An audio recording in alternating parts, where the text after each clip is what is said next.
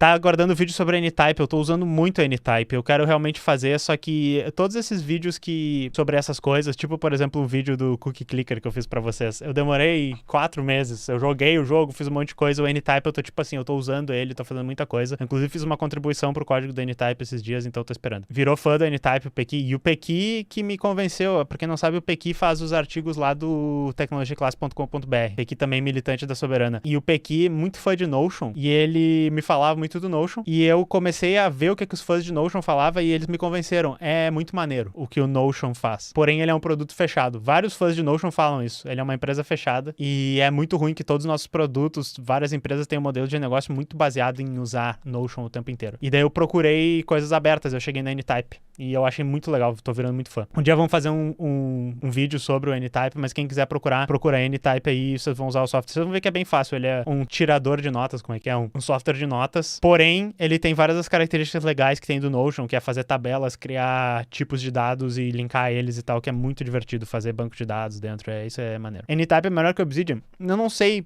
pote o mestre, tá?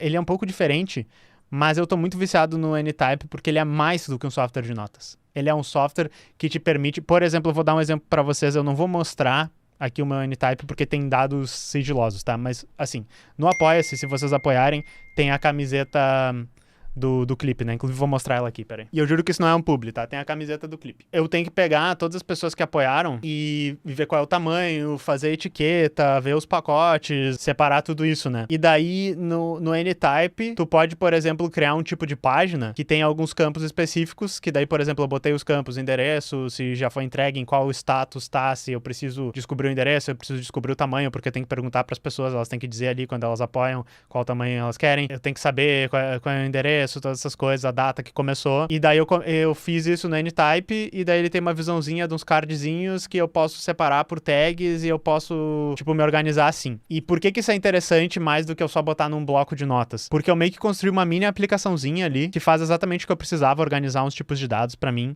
só mexendo, botando campos e fazendo tags e coisa assim. E se eu quisesse começar do zero uma aplicação pra fazer isso, era exatamente o que eu ia fazer programando com uma linguagem de programação. Porém, eu ia passar talvez um dia, 2, até uma semana, talvez, para deixar direitinho, e eu ia ter que ficar mudando isso, porque ia mudar meu caso de uso e tal. Então o Anytype, ele acaba sendo quase uma ferramenta de low code, tá? É uma ferramenta que te permite fazer pequenas aplicações dentro de um bloquinho de notas que tu tinha ali, que é só um negócio para só eu ver e só para eu ficar mexendo, entendeu? Fazer protótipos, esse tipo de coisa, por isso que é legal. Então isso é o que eu vou falar no vídeo do Anytype, só que eu queria dar exemplos, mostrar para vocês, entendeu? Esse tipo de coisa. Por isso que eu acredito que seja melhor, mas o Obsidian serve para outras coisas. Eu já vi pessoas falando como usam o Obsidian e tal, eu achei, pô, isso é muito maneiro, sabe?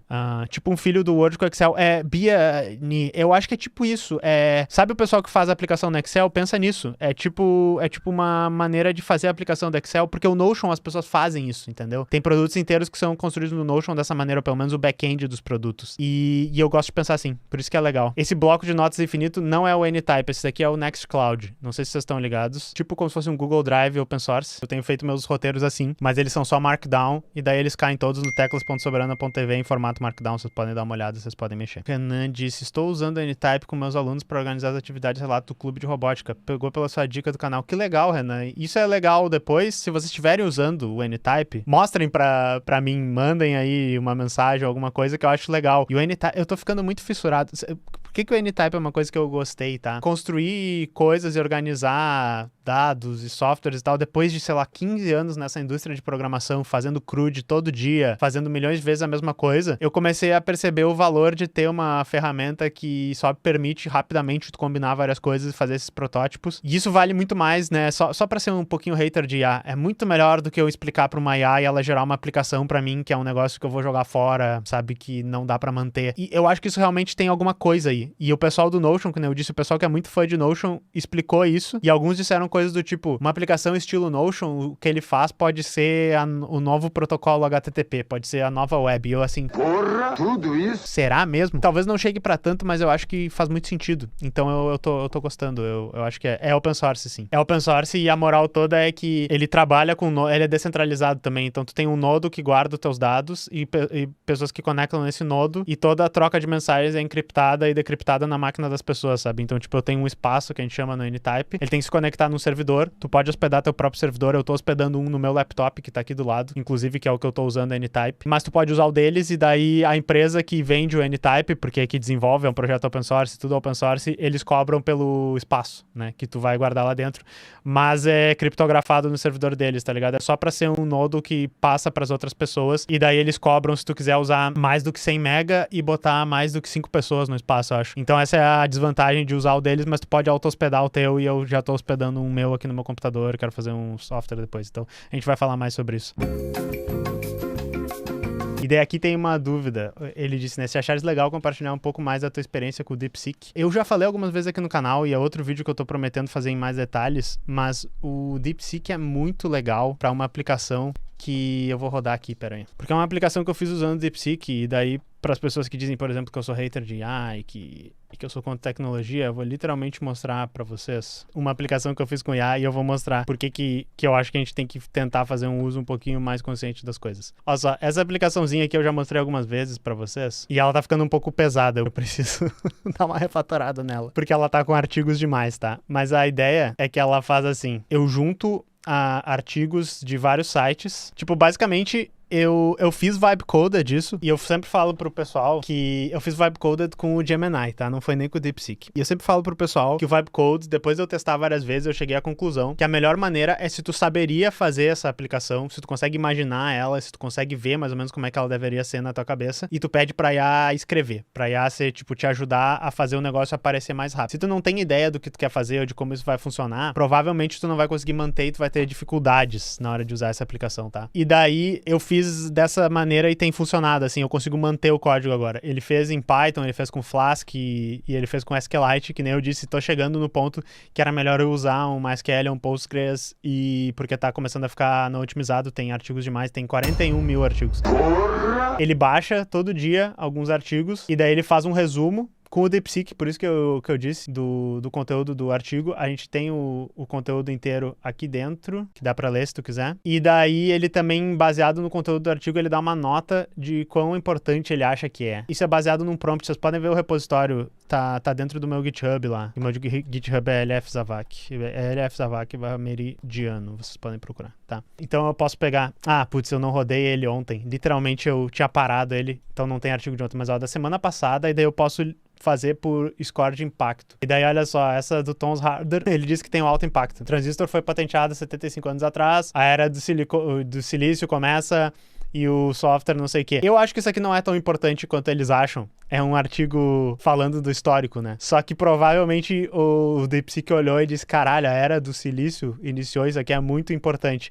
Mas talvez eu devesse botar no meu prompt que diz pra ele gerar importância, ele deveria... Você tem que entender se isso aqui é uma coisa bem recente ou se é sabe, alguma coisa assim. Mas a reforma administrativa, esse aqui do Brasil. E eu tenho feed, né? Eu tenho feed de Brasil e tecnologia. Esse default é outra... Não serve, na real. Então, última semana, tecnologia da Intercept falando...